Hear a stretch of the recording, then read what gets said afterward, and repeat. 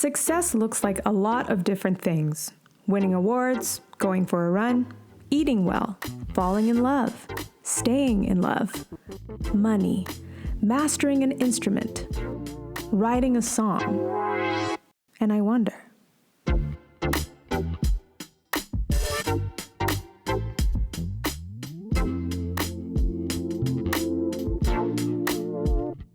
how do you maintain that success and ensure it happens again? For these two living and working in the music business, one could see the apparent successes they have had.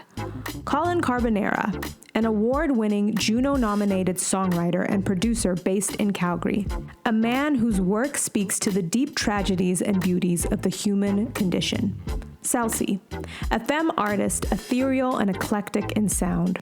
Her journey has had many seasons, which is apparent in the textures and layers of her music. I joined them at Loophole Cafe and Contemporary Calgary Gallery to discuss their creative origins, how to create from a true and pure place, and how they are navigating the ebbs and flows of success.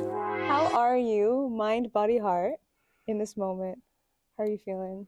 Well, I'm excited to be here. Thank you for having me. Body, I'm sweating a little bit, and heart, I'm in a really good place. My mind is good today. I feel very balanced and grounded right now. I think because I had a very, very wild week, and I feel very settled in that. My mind, my body is like pretty like. I'm still a little burnt out. I'm just on the verge. I'm losing my voice a little bit. But I'm taking care of myself. Talk about the voice. And then my heart is actually very full and very good right now. Just like doing this. Have I seen you this year? Yes. Yes, yeah. Since we wrapped up some recording. Because Colin, who are you? What do you do? Or let me actually know, because you're going to be humble. In this city, maybe in this province, I would say that you're like one of the best acoustic pop singer-songwriters and producers that I know. Thank you. The way that this man knows how to write a song, ladies and gentlemen. Do you still perform under the pseudonym Rabino Music or No, Rabino, yes. Not anymore. Okay. That actually ended at the beginning of COVID.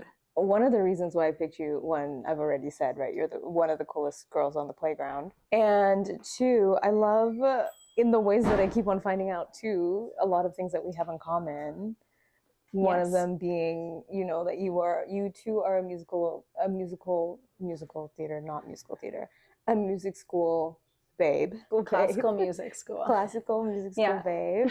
Which, you know, is always interesting to me when I sort of meet another person who has, you know, took the academic kind of like post-secondary route and then still kind of like ended up maybe outside of that. So, I mean, where to even start with that in terms of, I'm just like, there's so many ways into that. Like, how did you get into music? What was like sort of your first point into music? Yeah. How did that start? I was super self-guided when I started doing music. I wasn't in a musical family, but since I was really young, was like just obsessed with singing. So I was like, I want to be a singer. Who was or what was Rabino Music and why did it end? So at the start of COVID. See, now all I want to do is inflect like Rabino. Yes, that's how we're going to say it for the rest of the interview. Yes, with Rabino Music. So it started off, I was doing a lot of folk music around town, and I guess people didn't really like the idea of an Asian cowboy. Really? It just like, people just weren't into it. What? Yeah, I would do like ballads and like stuff, and people would just be like, I just don't get it. Right. They're like, you do not fit what is, so we do not understand. Exactly. Okay, interesting. And so after a lot of frustration, I guess, I was like, you know what, I'm going to take this season to lean more into something that I'm very passionate about, which would be soul music. Were you like a ham as a kid? Like, were you like, look at me? I was pretty shy. Yeah. Observant. I was shy when I was a kid for sure. But I'm an ADHD kid. Like I was diagnosed with ADHD when I was very young. So I was like scattered and like intense, but also like anxious too. And like, so it's like I kind of flip flop between those two. But I just, deep down I always wanted to be a singer, but I was always like really nervous to like put myself out there. So I just told my parents like, I want to sing. And so they put me in classical singing. And that was kind of how it started. And then like I did musical theater when I was in school. What musicals were you in? I did Grease. Of course. Who were you? I was Sandy. I was going to say, I'm like, were you Sandy? Yeah. Love that. We did Guys and Dolls. Did Seussical. Yeah. All the musical theater heads are screaming on the other side of this. Yeah. So that was high school. Actually, when I finished high school, I think because like I'd only been exposed to classical music and musicals, I was like, I'm like going to be on Broadway. Like, this is what I'm doing with my life. But that was my dream. Right? But I think it was because I didn't really have any like other influence. Like I was really sheltered and like I didn't know about other like ways genres. To be an artist, I had this idea that I was going to do something like, Tom Misch, that kind of vibe. And just embrace that scene of Calgary that I hadn't tapped into before. And so, Rubino started as a soul project, which was funny because it totally transformed in the span of like a week. Interesting. So I produced a single for myself just to see, test the waters. That single was called Crocodile. Loose change on the weekend. Hit you up because I thought we were good then. Thought I had the will to make it through, but is it alright if I give my mind to you? It got picked up by a Spotify playlist. Just like right off the bat. Come on. And I didn't, at the time I didn't understand it. I was like, how am I all of a sudden at 70,000 streams in the span of like 2 weeks? That's insane. So that for me, I didn't get it. Everyone was like, that's so sick. You're on a playlist. Good for you. I was like, yeah, it's just like on Spotify. Somebody made this playlist and I didn't realize it was an editorial playlist. Yeah. Yeah. I was like, I'm going to make more music like this. Yeah, it's going to be awesome. I'm going to keep getting on playlists and stuff. And that didn't happen. So then once I started to find more about like alternative kind of undercurrent music cultures, I was like instantly just swept into that. And I was like, no, I don't want to be in musical theater. I actually auditioned for Sheridan in Toronto. And that was what turned me off of musical theater because everyone was just like, okay, wait. Okay, yes. Okay. And I was like, okay, relax, everybody. Okay, interesting, because I feel like I had that same experience when I did a young artist program. Yeah, and people are just so intense. And you're like, I also want to talk about other things other than like, so what fuck are you? Totally. So when did it turn for you? Like, okay, so Sheridan audition and you're just, Sheridan audition. Shout out to Sheridan. But and like, power to if you want to do musical theater. But I was like, hey, this isn't for me. So I started doing more singer-songwriting stuff. I did 1 year of theater at York, actually, when I was 18. But I was just like smoking weed every day, like skipping class, sleeping through classes. I did not care. I feel bad. Like, it was kind of a waste of money. Yeah. I mean, it was life experience. I guess.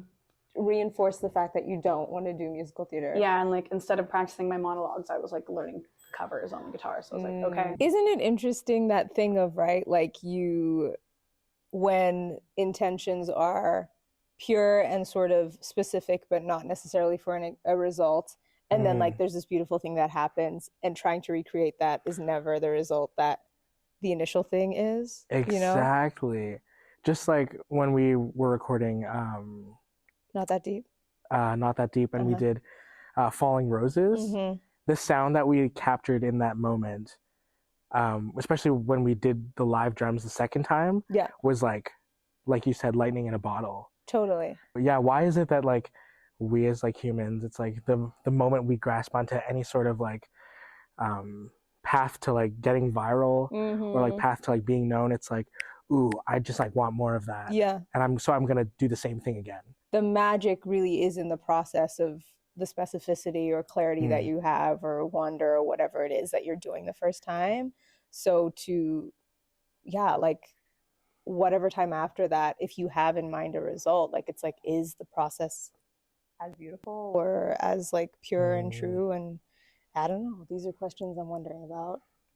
So those two words, pure and true, I feel like that's so difficult to come by nowadays, especially with everyone trying to chase that, 15 moments of stardom. Yeah. Right. And it's like, oh, this person did that to get there. So like maybe if I emulate that with my own craft, I'll be able to get there as well. And then you like see it not work for like some people. I guess the reason behind that is just because it's not pure and it's not true, and you're not following, who you're meant to be as an artist or a musician, whatever it is that you do.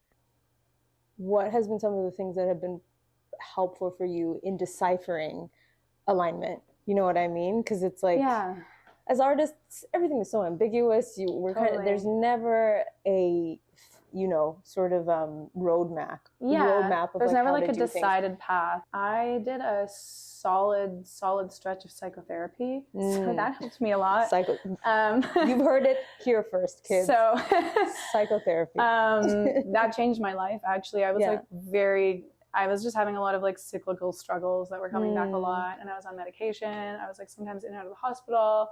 It was really hard for a long time. So I didn't know who I was, and it took actually just like some really intense therapy, and I'm not on medication anymore. I'm on ADHD medication, which is wonderful. But it was definitely that helped me find who I was. And I think for me, I actually really needed to go into my subconscious and start to iron out some of those things. And then from a creative perspective, I feel like it's like, don't rush things. I did that a lot.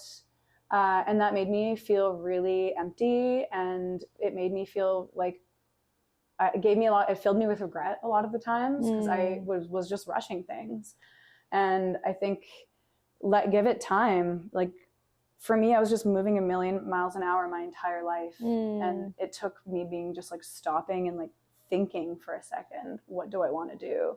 And then you can start to decipher, what do you want to say yes to? What do you want to say no to? You can make educated decisions on like your path. And then you're the one who's in control of your path. And then it's not some outside source. You're being pulled in this way, pulled in that way, pulled in this way. So it's like coming back to the self. But I wasn't able to do that until I did the therapy. Yeah.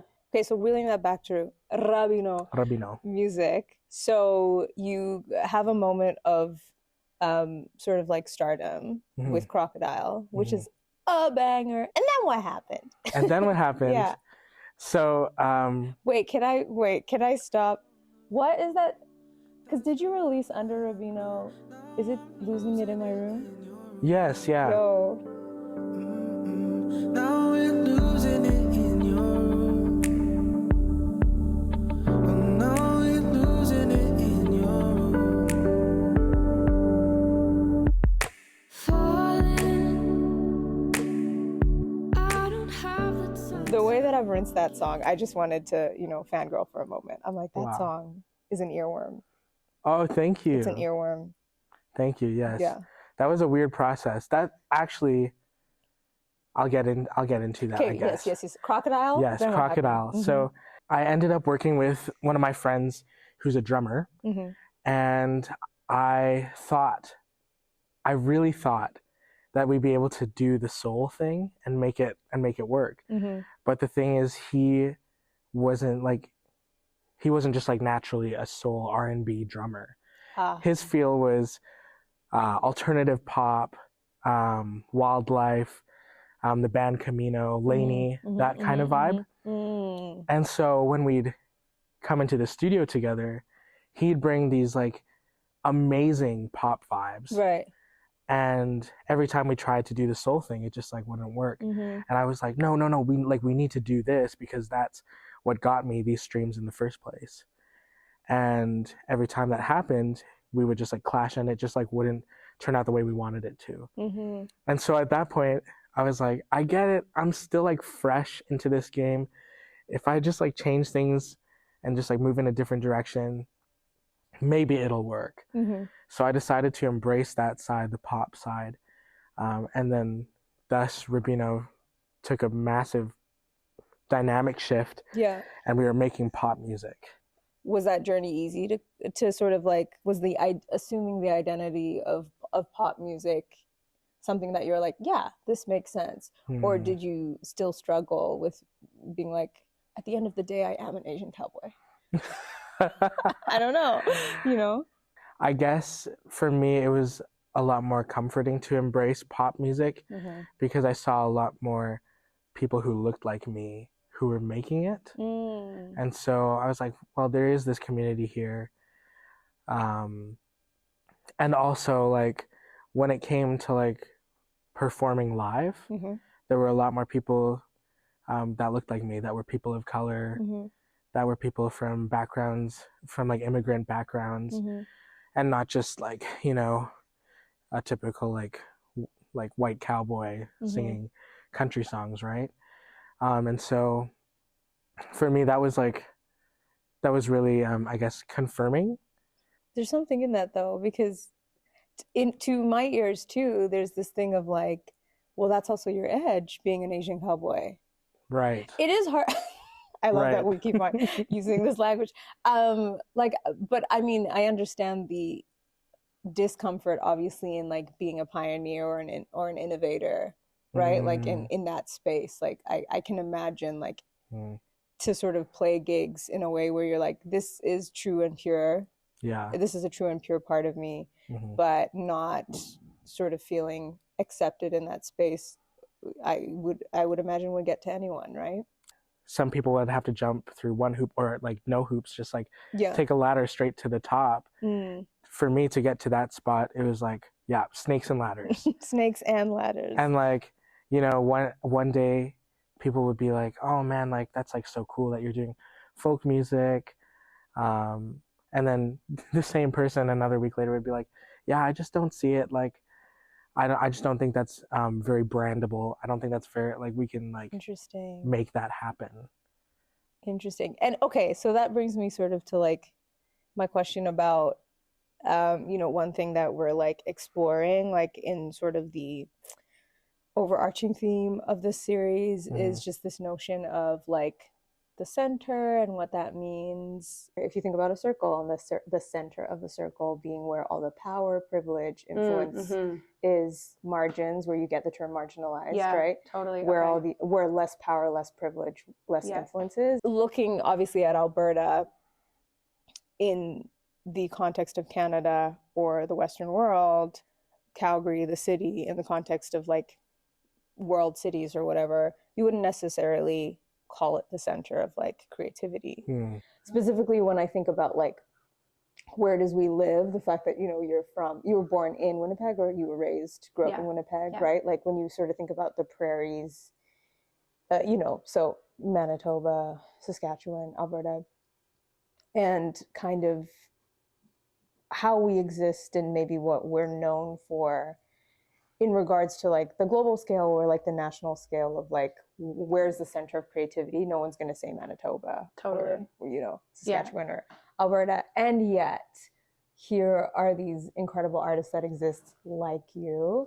So anyway, within that, was there ever a temptation to want to go to Toronto or Montreal or? Yeah, I had that a lot throughout my life, actually, being like, I want to move to a larger metropolitan city. Also because I became very immersed with like fashion and I'm following runway shows. And this is a little bit later, like, well, I was doing my degree, like, I think I was still a little bit sheltered. I didn't really know what else was out there almost. And I was just like doing my thing, I think figuring myself out. I think what held me back for a long time was just my mental health and like having a hard time financially. Like I worked as minimally as I could so that I could put so much time in my art. Like I was paying like $350 a month in rent for a bit. Wow. And just was working like once a week. Yeah. 2023 to pay $300. I know, not even possible. But yeah, it took time to to figure myself out. There's been a lot of like different versions of myself over the years. So you grew up here. You're born here? Yes, born and raised. Yeah. Wow, a true Calgarian. Can I touch you? Yeah. Wow. A true Calgarian. Yeah, like what was that like in terms of sort of like artistic creativity? Do you feel like in some ways your musical identity was formed by this space, or that is so crazy. That's a crazy question to even think about. I think because it makes sense. I'm like, you're from Calgary, of course you want to sing country music. Right, yeah. Yeah. So for me, I feel like growing up, I wasn't as exposed to country music, except for like maybe the Stampede. I think where I picked up a lot of my influences and like what I love to listen to was actually in school. I had this teacher, Tanya Ahmed, who taught art, and she was the reason I got hooked onto hip hop music and how I found out about artists like Erykah Badu and like D'Angelo. I don't know.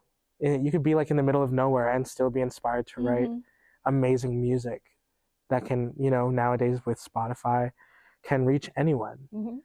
And so I think, in terms of thinking of like what's a creative hub and like, thinking Calgary has this tiny community of writers, it's like way bigger than you can imagine. And I think if you're willing to, not gatekeep, and you're willing to embrace people and, their stories and the way they write, then I think, why not Calgary? Why not Calgary? Why not? I love that. Let's talk about double album. Yeah. How many tracks? 16 in total, so 8 on each. Okay. Yeah. Can we, because I think it will probably tie into even what you were talking about, like the different versions. How long of a process was that? Like, is it a collection of songs like from, that have existed for a decade? Or was this something that you're like, okay, I have something to say and I'm going to write 16 songs that say this one thing? There were a couple songs that I had for like a few years. None of them were like way back in the archive though. I forget songs like there's probably so many songs I've written that are just like gone and disappeared. So like, a lot of them were just like in probably the past like 3 or 4 years would be like some of the oldest songs. And then a lot of them were pretty new. Yeah. Making it was interesting because it was supposed to just be like one long album, but I had a lot of I had a bunch of different funding, and then it all got really disjunct during the pandemic with deadlines and certain places needing things done, and then certain travel restrictions and all those things, and trying to figure that out. So it was kind of a 2-year process, like maybe even 3 years, like recording it and releasing all of it, just because there was so many moving parts and challenges along the way. So it was supposed to just be one album that I was going to record in Calgary and then in Winnipeg. And then I ended up having 2 different timelines and different deadlines. And then aesthetically, it really worked out because Fallen Woman 1 became this like more like electronic. And a lot of the songs were really like, I'm kind of struggling. Like I'm trying to make sense of this like power dynamic. I'm trying to make sense of this relationship. I don't care if it's you anymore. I don't care if it's you. Just a touch. It doesn't need to be. I'm trying to make sense of like, gender dynamics and sexual dynamics and how that plays out in my modern relationship, and how that relates to, historically identity of women. And then Fallen Women 2, it became a lot more like calming, and it's a lot more ambient. Like there's a lot of strings and pedal steel, and the songs are, I think most of them are all ballads. Honey, what was honey, what was I want to take a nap in all of the like angelic vocals. Yeah. It's like the other side of it where it's like, I'm coming to terms with this. I'm accepting this, and I'm like paying homage to women. I like that we live in a time now, hopefully, that people can kind of do what they want with their bodies. And like, I don't judge people that get plastic surgery. Like, I might get Botox when I'm older. I don't know. Like, I don't care. But there is this like, you know, obsession with youth. And so I just like, I think it's so important to like honor like the crone state of like a woman. And like, you know, it used to be a thing where people weren't masters at their craft until they were older, until they were in their 40s or 50s. And now people are like, oh, they're a genius, they're 18 years old, wow. It's like, no, they're just learning still. Like the people that are masters at their craft, those, you know, this is kind of a side note, but I love just, all of this. It's like, I wanted that line to just be like, and you're like, you're cradled until you're old, because it's like, you're loved and you're honored, appreciated and honored as an elder. So Colin, Yes. when are you going to give the people what they want and release another album? Like, when is that happening? Well, I got a sprinkling of singles coming up. Because where are you? Yeah, where are you sort of creatively? So we have Asian Cowboy. Yes. Usher. No. soul singer into pop star. Yes. Now where are we, sort of, if you were to identify as a musical genre? It's honestly, it's like a soup of all of that. Love that. And it's very much like coming of age, a lot of like relationship stuff, and like navigating like when things are over. Ooh. You know? So was there a song you played me that was like really, I mean, a lot of your songs are sad, but I remember you playing me something that I was like, this is really sad. Yeah, get ready for the sad boy hour, because it's coming. Okay, I feel like one thing that we do connect on a lot is like sort of this notion of sadness, maybe. Right. And like, I mean, you seem like a pretty happy-go-lucky guy. Yeah, for the most part. You were crying right before this interview. But yeah, like, why is it, do you think it is harder to write happy music? Oh, definitely. It's like sadness is like one of the most like, it's like the strong, well, I guess joy is a strong emotion. I think like, you know, Lizzo does that really well. True. Bruno, your cousin. Yeah. Bruno, my cousin. Bruno Mars, your cousin. Yeah. Yeah, I was actually talking to him before this. Oh yeah, I thought so. Hi Bruno. But yeah, sadness is just like, there's something about it. Like everyone in their life experiences sadness up to some degree. And it's like, I think in those moments where it's like you feel pain, it's like all you want is for people to like see you and like know you a bit. And so I think just people want to be seen, want to be known and heard.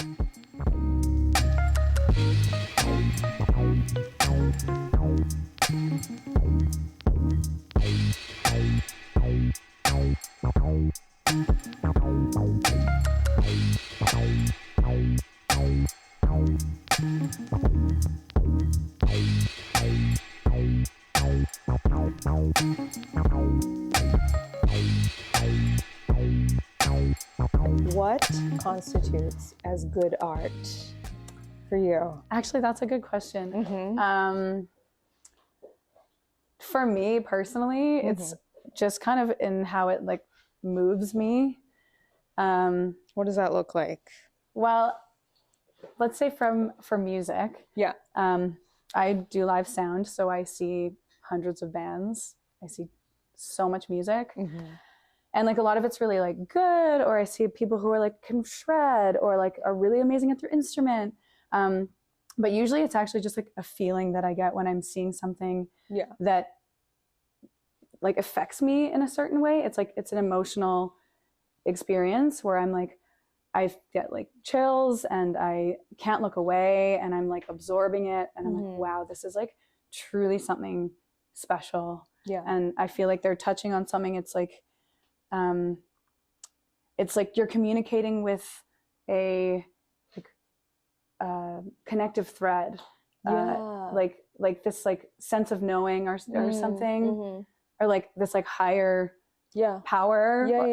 You know what I mean? Where it's like the concept of like the muse even. Yeah, right? and it's like you can absorb it and be like, this feels like it has no beginning and no end. And it's connecting to something like bigger.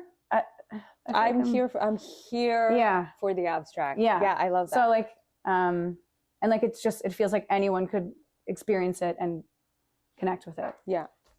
So yeah, for me, it's that. It's like when it's connecting with something that is so like there's a universal accessibility. Yes. But it's like specific almost. Totally. Yeah. That's exactly it. Yeah. And then when I'm experiencing it too, I'm usually like, whoa, I'm really feeling this right now. Do you feel like you create from that place?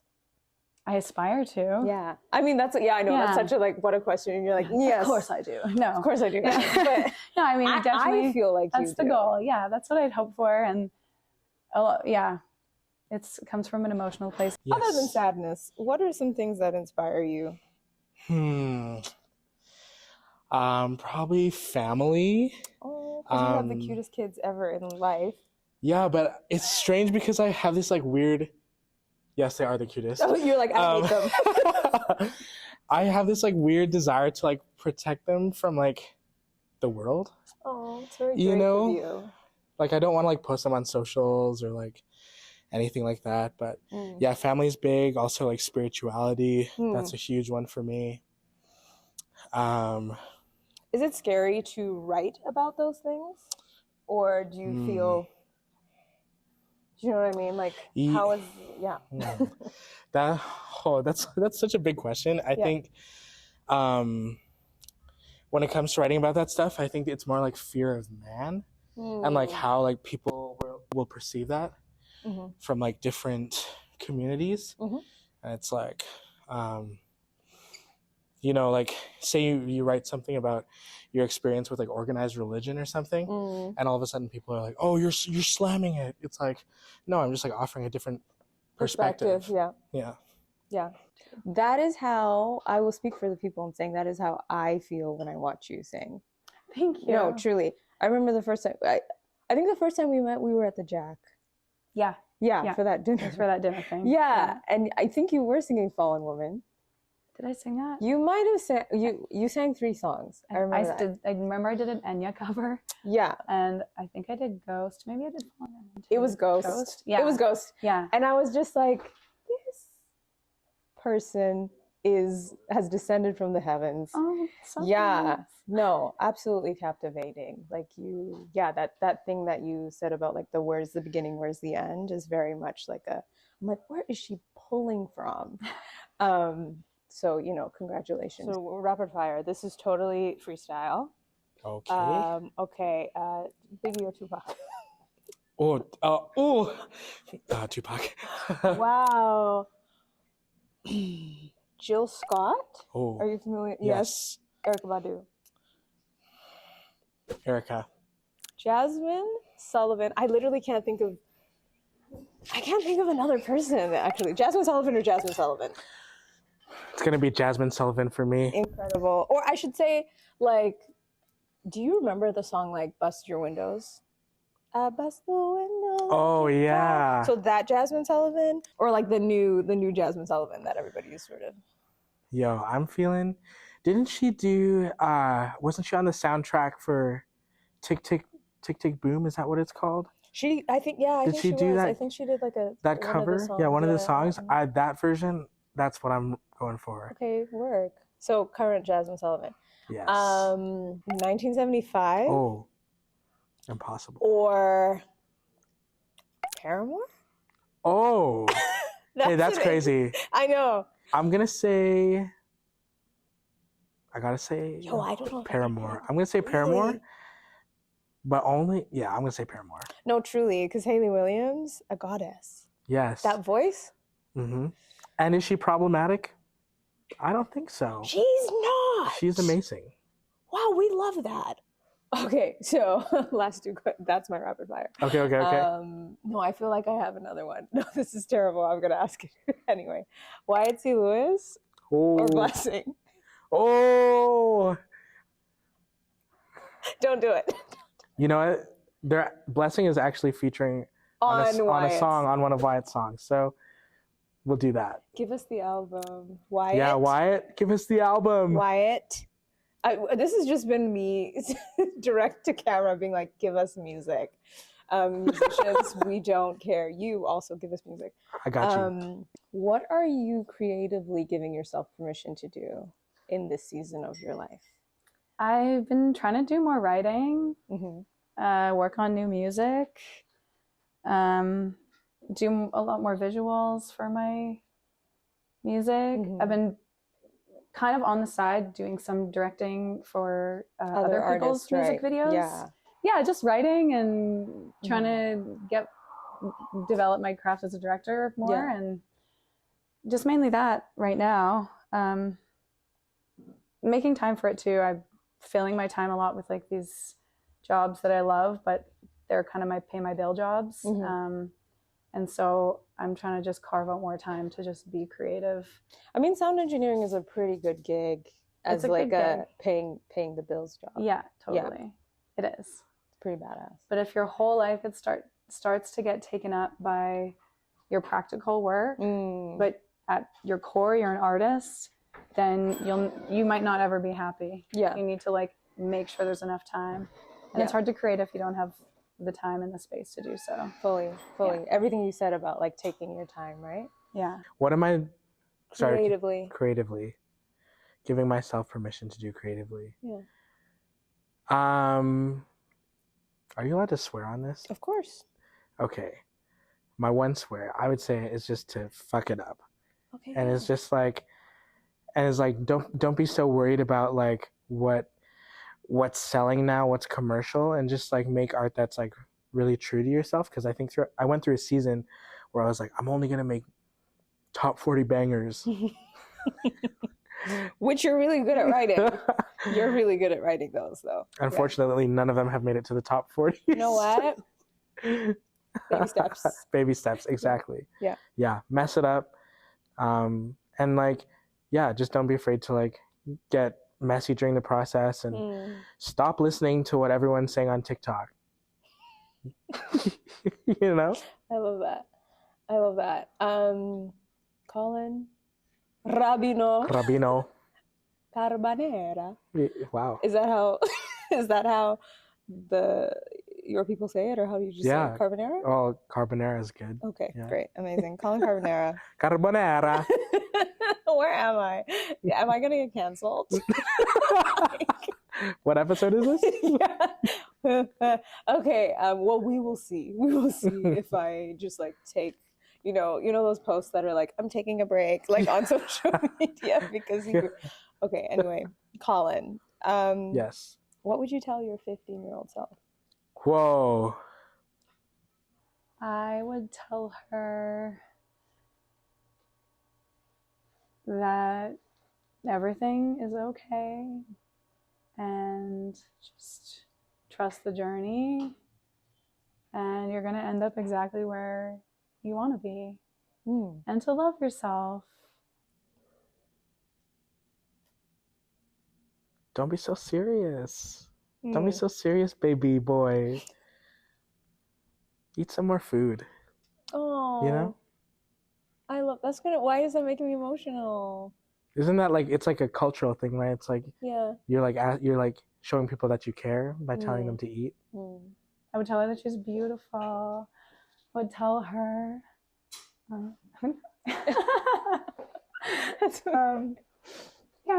all those things. I would tell her not to rush.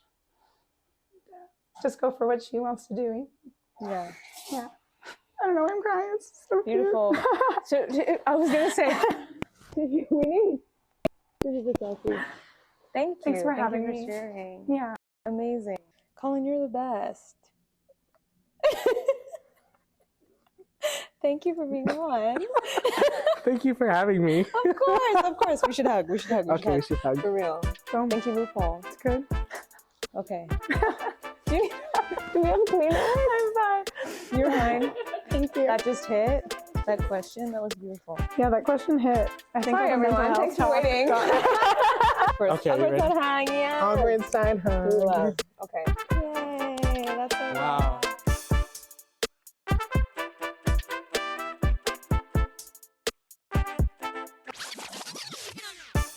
And I wonder, can I be the next up? I think the cool thing too with creative is that if you really break things down, like what makes people happy, giving to others in some context and growing. I mean, should have focused on art earlier. Maybe no, like I actually nothing. I'm happy where I'm at. All the failures I made and all the good things I had since then is why I'm here today. And like I like my story right now.